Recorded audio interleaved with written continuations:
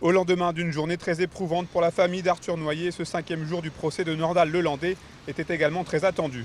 L'ancien maître chien âgé de 38 ans, accusé d'avoir tué le caporal Noyer, devait en effet une nouvelle fois s'expliquer sur le drame qui remonte à la nuit du 11 au 12 avril 2017. Pendant 2 heures durant, Nordal Lelandais a donc répondu aux questions du président du tribunal, François-Xavier Manteau. Acculé, hésitant et presque chancelant, l'accusé n'a pourtant pas changé d'un iota sa ligne de conduite. Oui, il a bien tué Arthur Noyer, mais non, il n'avait aucune intention de lui donner la mort.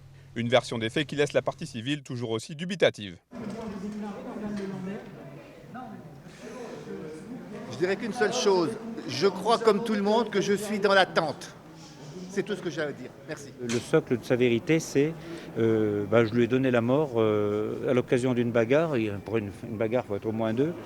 Sauf que lui, il n'a aucune blessure. Enfin bon, je l'ai déjà dit, mais cela dit, il n'y a pas eu de bagarre. Et voilà, j'ai paniqué, je l'ai jeté. Voilà, bon, mais le président, ce matin, lui a bien fait comprendre, pourtant hein, les choses étaient claires, que ce qu'il nous raconte, c'est de la poudre de perlimpinpin, quoi. Il y a absolument rien qui peut être crédible.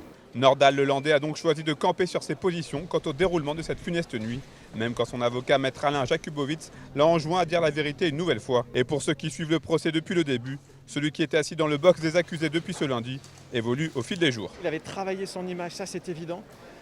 Il est apparu, je n'allais pas dire lumineux, mais en tout cas assez sûr de lui.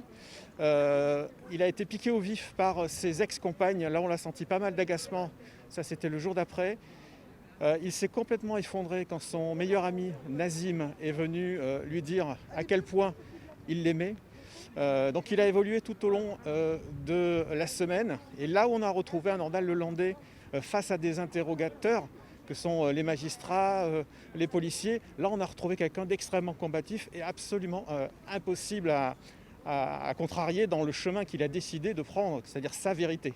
Cette première semaine de procès s'achève donc sans que Nordal Lelandais ne se soit éloigné de son discours initial. Les audiences reprennent ce lundi avec notamment les auditions des experts. Nordal Lelandais encourt jusqu'à 30 ans de prison.